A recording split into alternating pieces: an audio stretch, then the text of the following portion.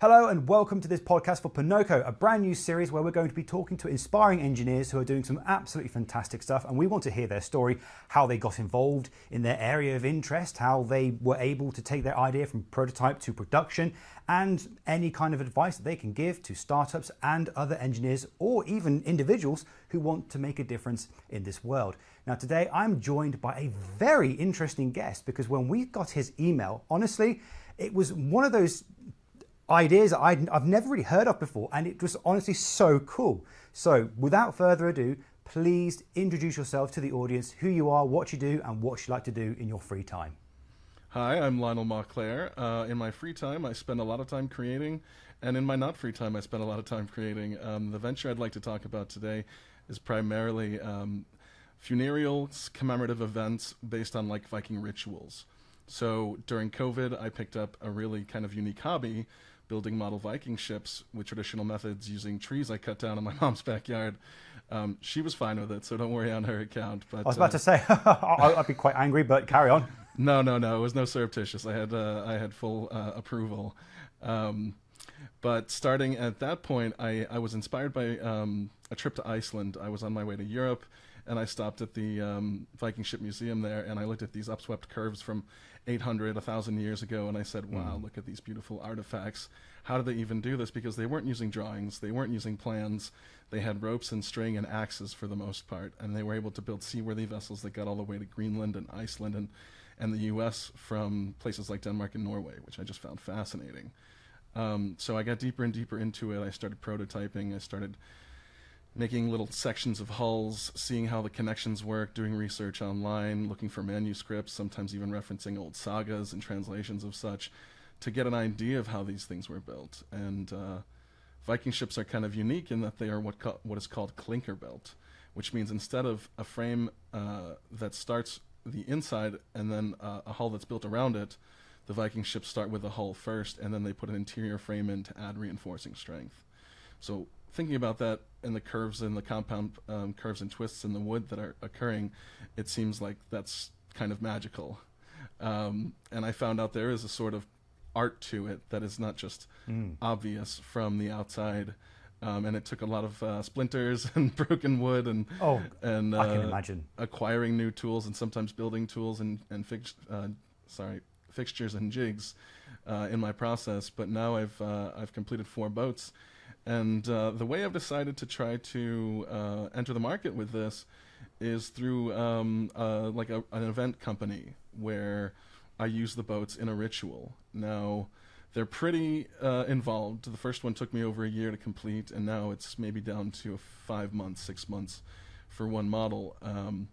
But the idea would be have a person that's interested in having the ceremony performed, and they would get a boat dedicated to them, and it could have design features that they work on with me, and then we would tow it out onto a body of water with a drone, ideally at sunset or something really striking like that. And somebody, probably myself for the foreseeable future, would outfit it as a Viking, would shoot a flaming arrow towards the boat as it's a reasonable distance away, and obviously hitting the boat with all the given conditions and the fact that I'm not an expert archer at this point, although I've got some experience. I'm probably going to use an auto-igniter type thing to make sure that the boat goes up in flames. But on shore there would be like a preparatory start and probably a little campfire and things like that, keepsakes for people. So it looks like you have a question. I actually do. We're saying these are model ships. So how big are we saying in terms of size? They're about 2 foot long by 2 foot high. So the hull, I can show you an example. Actually, I brought a little. Yeah, sure, please do. There's 2 in my background, but just to give an idea of scale, this is a cross section of a hull. So there's a couple reasons that it's important. You can see that there's little rivets that go through. Those are actually jewelry hangers like you would make earrings with. But the clinker-built aspects of it are really what I'm trying to display, how there's little overlap between each of the planks, and then there's a land, like a chamfer kind of on the side of some of the planks. It's hard for it to get to focus perfectly, but I think I can actually see it. Yes, and you can see it well? It's like a feathered. It's like a feathered edge, isn't it? And so it's sort of overlaps on each side. Yeah. Right, and it's got about 15 degrees for each series, where some of them are straight to make the hull water. I see. Yeah. That's where the curve comes from exactly. And there's a couple different ways that I've built the ships, but this is really the most authentic looking kind of keel, where that first layer of boards is assembled to the outside of kind of a T-shaped center section. The keel was the keel, if you're not familiar with more marine technology or terminology, I should say, is the center line of the boat, and in the Viking ship, the most important one. It was typically almost always made from oak, and it was one of the most longest, straightest, hardest, most important pieces of a Viking ship's construction. So getting that right lays the foundation for everything else to happen around it, because you start with the center line, and then you build your series of strakes, is what they're known in Viking ship terminology, around that. And would the keel be a single piece of wood throughout the entire ship, or would it be like made up of different sections, essentially? Great question. Now, so the straight run would be one single piece, but then you've got those dramatic upswept curves in the front, the prow, and the stern. And then those would be sections that you'd add onto it. Those would be really complex sections, because not only did you wanted the grain to go in the primary direction of the curved piece. So if I've got my straight piece here, the grain is going this way, and then if I've got a curved piece like this, the grain is primarily going this way, and then if it continues, or there's intermediate sections. So my keels tend to be 5 pieces in total, and they get more complex with each model. So and I'm fairly certain that you must be a fan of the series Vikings. You must be a fan, surely. Absolutely. And now this could be either incredibly insulting or a massive compliment. But do you see yourself as being more of a Floki or not when it comes to shipbuilding? Do you listen to the words? I do identify partially with Floki. I'm a little bit of a madman when it comes to creativity and and taking ideas out of thin air and making them into something real. I see design kind of as a habit, and that becomes a perspective. And so I have an affinity for natural materials. Whenever I go out for a walk, I'm looking at the rocks, I'm looking at the trees, I'm looking at the leaves, I'm looking at the flowers and thinking, what could I design with that? What could I do with those things? What are the natural properties that it has, and what are some ways to enhance them or to mold them and shape them differently? So I've always done some amount of woodworking. I've built a little bit of furniture, but that was never my primary thing. But even as a boy, I got into making bows and arrows in our cabin in Vermont, and just playing around with sticks and mud and trees and saws. That's not that dissimilar to my own upbringing. I've always had land with my parents, and I've always been someone who goes off into the woods, cuts a bunch of stuff down, brings it back, turns it into something new. And ironically, trebuchets and bows and arrows were my kind of sort of thing as well. So awesome! Yeah. Yeah, no, I mentioned in my email to you that I've also built a miniature trebuchet. That was a fun project. Oh, brilliant! Yeah, brilliant. And it was from collected wood with just some of the bark skinned off. It wasn't like sawn straight timbers. I didn't have the tools for it, nor did I want it to look so manufactured at that point. You wanted to be authentic. You wanted to have that carved feel to it. Exactly. Unfortunately, there was a dearth of miniature castles around for me to siege, but maybe someday. I was very interested in the Middle Ages growing up, and that eventually grew or morphed to encompass things like Native Americans and then eventually Vikings. And some of that Viking interest is beyond just my trip to Iceland and seeing these ships. I visited Denmark for my last job, and they have a Viking ship museum in Roskilde, which they let me into their yard where they're making things by hand. Which was really fascinating, because I showed them a few pictures of the model ships, and they were like, "Okay, so you get the VIP plus experience." Of course. But to go even a little further back in my history, when I was born in France, but grew up in Connecticut in the United States. And when I did that, there was like a family transition. So I joined a new family, and they were immigrants from Finland. But they were immigrants from a little fishing colony that had been started by Swedes in the 1600s. And they maintained a version of this Swedish language, but it was a dialect from like 400 years ago. The fascinating part of that, and I learned it growing up, so the fascinating part of that is when I went to Iceland, I could understand almost 30 to 40% of what people were speaking. And that struck me.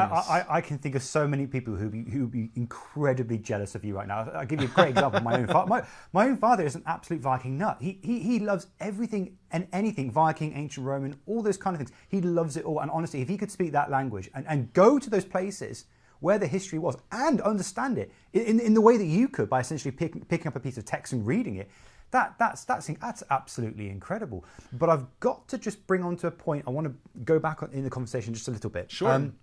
So when you talk about these model boats that you shove onto a lake, catch on fire, as any good Viking would like to go, are these designed to be like memorial pieces? So let's say when someone passes and they want something to be remembered by, that's what it's primarily designed for. Yes, so that's ideally they would purchase, or whoever their family would purchase. I mean, it doesn't have to be a funeral or anything like that kind of event, and no human remains are involved. I looked into the regulations on that. I looked into the regulations. Maybe pop a finger on there or something. If it can't be too big, put a finger on there. Something like that. Yeah, a finger. You don't want it to smell too good though. Then people get this weird feeling in their stomach and their head. Oh dear Lord! But the thing is though, so it's a really interesting idea because I mean, and again, I could actually see my own father as being a customer because, like I said, he's Viking mad. And I mean, of course, we can't expect people to have full-size ships being burned. I mean, that's just not something that can happen these days. But to have a model, I think it's a really lovely and touching concept, especially for people who feel attached to that kind of history. But what I'm kind of interested in is how you made that decision from seeing and having a fascination for these boats and then going, well, maybe people would like to burn these models. Yeah, so I want to back up just a touch to say, when I was inspired to do it, it became a, can I do this? It became a personal challenge. Can I build something that looks like this? And then it became an art piece, and I would show it to my friends. And I was never somebody who was too active on social media, but I said, I really love this kind of work. And I looked around, and besides museum pieces and models that are next to the ship replicas and stuff in the museums, nobody really does this. And I thought, well, is that a unique market opportunity? And I started to look around, and there was a company out of England who did like woven basket type Viking ships, but they were kind of kitschy, and it wasn't as serious as my models were. So when I started chatting with my friends about it, they were like, I wonder what you could do with that. How could you like monetize that? And I was like, you know what? I'm not really interested in that. It's my art. It's something that I do because I put a piece of myself into it, and it reflects of like kind of my adopted heritage and such. But then you burn it. And that is really unusual. This is why I find this business idea so, it's very clever but very unusual, because you go to all this effort to build a beautiful model and then you burn the thing. But it's in that burning, that's where the value is. Well, it's symbolic. So I thought about it, and it's like, what is the eventual, we are all going to pass away at some point. So and I would argue that the most important work in our lives is ourselves. In any person's life, who you are and your experience of the world and the things you learn and the lives you touch is bigger than any opus magnum that you're going to have, or magnum opus that you're going to have. And the Viking ship is that kind of thing. It's detailed. Everyone is unique. The wood that goes into it is a little bit different for each one, and so that affects the shape. And I started to think, well, I've never really enjoyed a funeral. It's always been a drab affair. I don't think a funeral is supposed to be enjoyed. Bear with me. In a way. But I know where you're going with this, and I do understand it. You want to make the funeral something to remember, something brilliant, not something that you don't want to cry about someone passing. You want to celebrate the life that they had. Exactly that. So I thought, is there a way to turn this industry in a way that we are not reflecting on, to use the Christian example, some dry priest reciting words over a man he didn't know or a woman he didn't know. But can we make it something that people are going to want to take photos of, and people are going to have a video of, and it's not just going to be we bring flowers and wear black, but we could all huddle in a circle like druids at an ancient ritual and watch some flames turn green while there's a drum beating in the background. And I thought, wow, this is something that I've never heard of. But in a way, it's an important thing to commemorate somebody's life. It's a lasting, it's kind of their final send-off. And so the working name that I've got right now for the business is the Viking Farewell. And it may extend even past Scandinavian and Viking and Nordic rituals to encompass other traditions. But that's where I'm starting, and that's where my heart is with the whole thing. So yeah, it's a leap, but I guess I'm kind of well known with my friends for that kind of thing. It's just, I honestly, I think it's a fantastic example of somebody. It's an unusual business idea, and yet I think it's one of those things where almost humanity almost needs it at this point. I think like you say, funerals are dry and dreary and miserable, and then part, yeah. let's be honest. I mean, it's a miserable situation. No one ever wants to go. No one wants to remember it. And you try and basically avoid it if you can. You try to avoid it. The situation itself.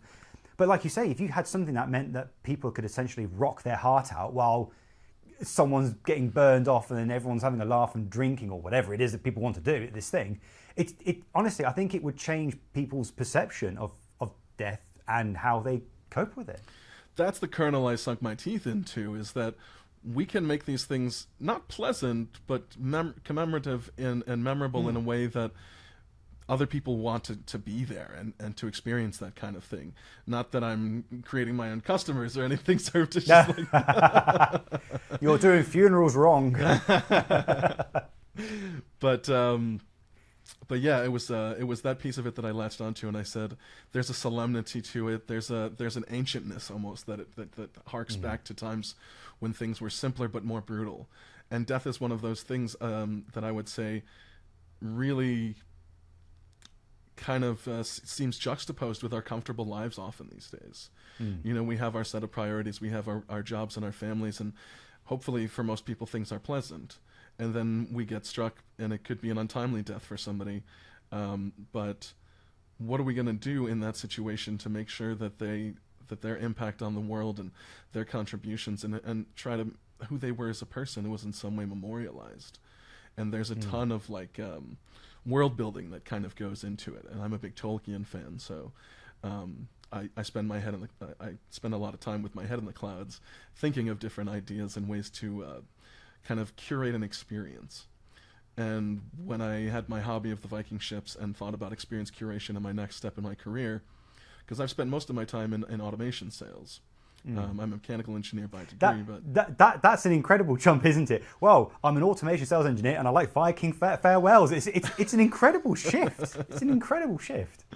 Yeah, no, I've had a diverse career, but most of it has been in technical sales. There was an entrepreneurial venture earlier, which has kind of spurred that spirit in me. And I've always been someone who likes, I'm a predictor and a planner. I like to try to figure out what comes next. And so it's like the word I used earlier, or the phrase I used earlier, curation of experience, that became an important thing for me. I love to cook as well, and I find that to be an aspect of creativity that I couldn't go without. But how that all ties together is that I get to decide how somebody's going to experience something. I get to pick what wine, what cheese, what elements on a plate, what it's going to look like, what aromas are in the air. And I wanted to bring that wonderful sense of fulfillment that I get from that to other people. And so all these various swirling kind of influences rolled up into one became this idea, this seed for what I'm working on now. So with the designs and the models themselves, this is where we're going to bring the sort of the engineering questions around this. My first question to you is, you had this idea and you started building these models, and at some point Ponokco has clearly gotten involved because you are a customer of Ponokco. And I'm kind of curious, why did you need that kind of service? What changed? What challenges did you find when starting to make these models for customers? Yeah, so precision at scale. I did a lot of hand whittling of things, and I did a lot of carving and table sawing and belt sanding and things like that. And eventually I was like, for like a high value person, like a client or somebody that you want to pay them respect in the work that you do for them. And I think that comes down to attention to detail in many ways. And one of the wonderful ways that Ponokco could support me in that is getting me prototype parts really quick and getting me production parts that are just beautifully finished, exactly to my CAD design, and work like I need them to every time. So I had used them previously for some metal cutting and for some cardboard cutting for my earlier giant cakes venture. And I thought immediately of them when it came to getting some templates and other things like that I use in my model ships. It's a real shame you couldn't hear me, because when you showed me the first model, honestly, it was the most beautiful thing I've ever seen. That is absolutely a fantastic piece of work. Hear. Thank you. No, that is. Of course, though, when you did mention the football team, was it a football team? Sorry, was it the other customer, the potential Vikings customer? Yeah, the Minnesota Vikings was the football. That's team. it. Yeah, you kind of felt like, we kind of want you to be a customer, but we don't want to encourage it because, you know when you buy one. So it's kind of like a morbid sale, isn't it? It's like, we got a customer. Oh, we got a customer. Okay. That's another thing that I'm iterating on, is whether somebody could purchase one for themselves ahead of time, or somebody just wants to hold a commemorative ceremony independent of a funeral. It can be a send-off without being... Because you could buy them pre-made and put them on your shelf as a display item for 20 years. Absolutely. And then there's a little note on the side that says, burn me after pass away, sort of thing. And you go, okay, yeah, we'll do it. We just roll up the will and put it inside, inside the hull. Basically. I want the will burned. I want there to be maximum confusion when I go, and I want everyone to be absolutely losing their minds as to what people get what. But it's a really, really interesting concept. And what I find quite unusual about this as well is that when it comes to Ponoko and our engineering services, when we talk about precision and manufacturing, we're talking about like close tolerances for machines and making sure that things fit well properly. But it's interesting that it can also have that artistic requirement and artistic deployments in their own right require precision, because you have to get that look right. And so it's really interesting to hit, because I thought what you were going to say was something on the lines of, if you're making something for a customer and they might expect it to be all handmade because they want it to be handmade by a person, but the other side is they actually want it to look perfect, to look as authentic as possible, and that can actually be hard to do by hand. It, especially repeatably. There's 40 shields and 40 oars on each, which is a lot of shields. Of the models. It's a lot of shields, and and especially the oars, because they've all got this wonderful shape to them. And sometimes I've even gone astray from the historical to make them more evocative. Whether I exaggerate a detail or add a piece of filigree or something like that to a boat. And that's your personal touch to it. That's what makes it mine. And also, if there's kind of, like you mentioned, the show Vikings, there's a popular conception, and I do want to play to that as well. Some Viking ships weren't all that exciting. They were traders. They were just a kind of more of a sea cow looking thing that was very wide and held a ton of cargo. That's not what we're looking for here. We're talking about dragon longships for the most part. We're talking about Valkyries. We're talking about dramatic I want to be remembered and large sails. When that thing's getting burned, I want to be remembered, and I don't want to be remembered as the guy with the trading ship. Maybe some people do, but maybe for the they most do. But part, we want to emphasize the warrior aspect. Certainly, you and me. I think we want the more extravagant design. Definitely. If there's a bigger, badder version of it, let's do that. Yeah, absolutely. But the attention to detail, I wanted to make one comment on. When you go down to scale, and my boats are about 1/25th scale, 1:25. Right. The planks and the strakes of the boat that make up the shape of the hull, they get so thin that you can bend them almost 180 degrees by hand when you use that scale. So the scale's not always perfect, but when you work at such fine detail, Ponoko became a real important ally in my process, because there are things that simply can't be as repeatable by hand or would be exhaustively labor intensive to do so. But I can rip out 100 shields on one sheet of nice 1/8 inch thick bamboo from you guys, and it cost me next to nothing. So love it. And it's this service that's going to help you go from your individual models to not mass production, but a much bigger production line to meet all these customers. Exactly. I mean, I'm always making jigs and fixtures to like 10 up oars and do them all, gang attack them so that they're quicker to make and they all look more exact. And getting parts from a supplier like you that has nicely transparent pricing, I have to say. I've never felt like I've been screwed over, because it's like, here's your setup fee, which I heard you recently got rid of, by the way. So. Yes, we have. Yes, it's been a big thing we've been talking about internally, and we kind of came to the decision that we want to be as transparent as possible. We don't want to try and put any kind of barriers to entries to people, because we know that everyone needs parts, whether you're an individual maker, engineer, or someone who's trying to do the next big thing and needs 1 or 1,000 parts. And so we feel like that setup fees are just not going to help with that. Wonderful. I've always appreciated the direction and the transparency. And then when I'm moving to scale and trying to get more customers and having more customers, it may be at some point really hard to keep up, and being able to kind of not worry about certain aspects of it because I know they're coming in the mail a week later is going to be a real ease on my mind and let me focus on the parts of it that are requiring my attention or a master craftsman attention. I would consider myself pretty talented, but not yet at the level of, expert sensei. But each boat gets more complicated and gets hopefully more dramatic. And having come from the automation sales background where I was developing proposals for lines of equipment, worked on a project like the Google Glass assembly. You had UV cured adhesives, making best fits between different prisms to get that little flick over lens to work and camera to work and project onto the eyeball. I was always concerned with efficiency and cycle time. And so when I work on these projects, I'm like, look, it's gorgeous, it's beautiful, people want it, but it costs too much still. It takes too long still.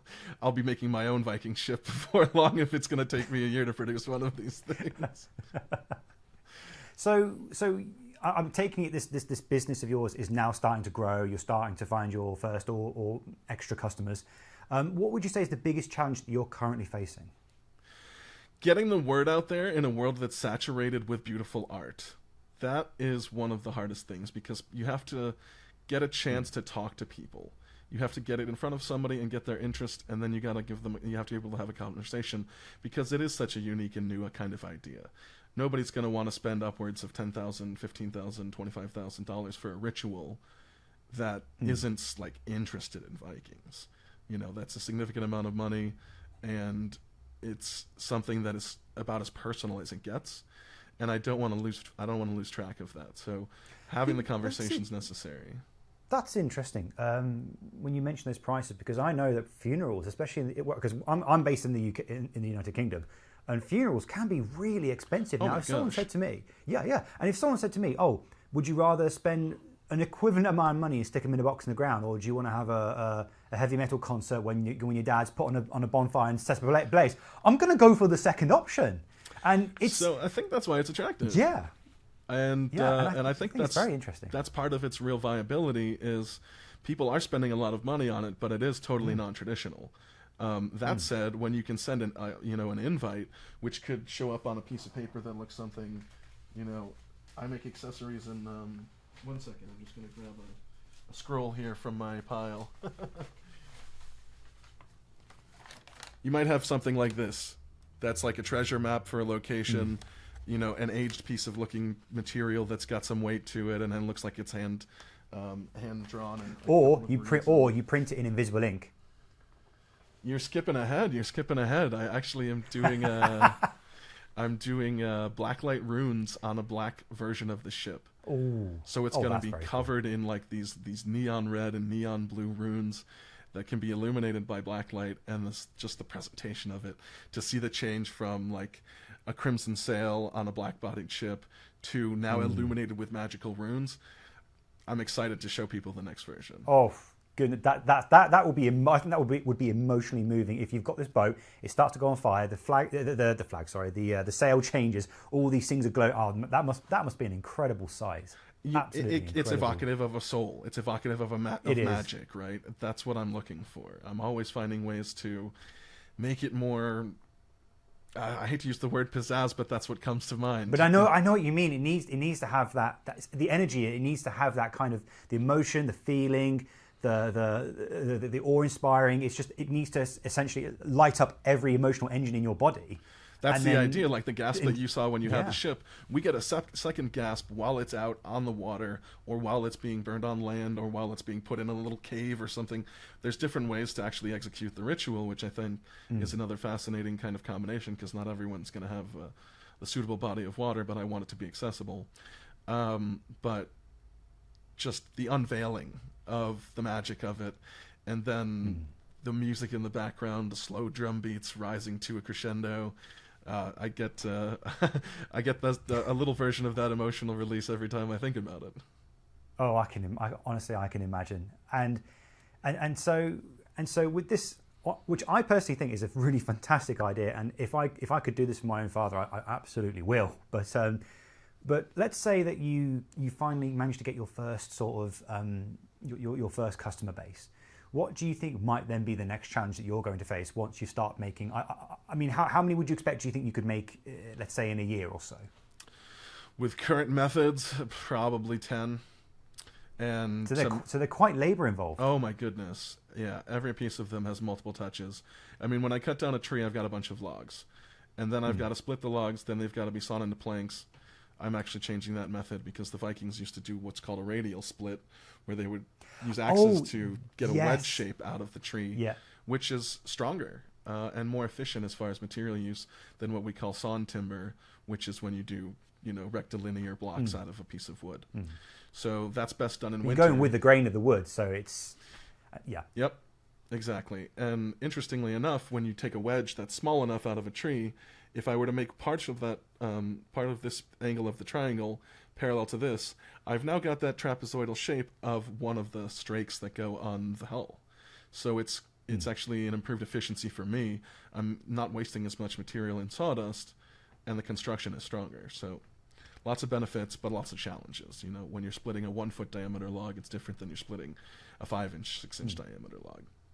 Anyway, to get back to your question, scaling up is going to be the challenge. So how am I going to do that? There might be one of the concepts that I'm seriously considering is having a couple different alternate ways that are not so labor intensive to produce the burnable models. And then somebody could keep the beautiful plank assembled models that are just with all these details, right? That could be, instead of the urn on the mantle, you have this Viking ship, and every time you think you see it, you remember that ceremony, and you can. Or to add to an idea to this, you make the hull hollow, so that the ashes could potentially be put into the ship. They are hollow. Oh, well, there you go. And that's something I've considered. Yeah, it could be a sealed compartment for ashes, and it could be urn-like in function for sure. There's one method that I'm considering. Maybe have you been to Florida or another tropical region of the Caribbean where they have palm trees? No. Philippines. That's Philippines. Kind of tropical. Okay. Yeah, have you ever seen these cast-offs from palm trees that are kind of like this big water scoop shape that comes up to like a point at the end and then kind of curves back and opens up? I'm trying to think now. Are you talking about the bark of the tree, or are you talking about the large leaves that come off? It's neither. It's kind of it's got a bark-like consistency. I'll send a picture of it afterwards, and we can. Sure. And if you want to splice it in or something like that, we could do that. But it's moldable with heat and water, and I'm getting really. Yeah. So you can form it. Actually, that's the way the curves on the boats get made.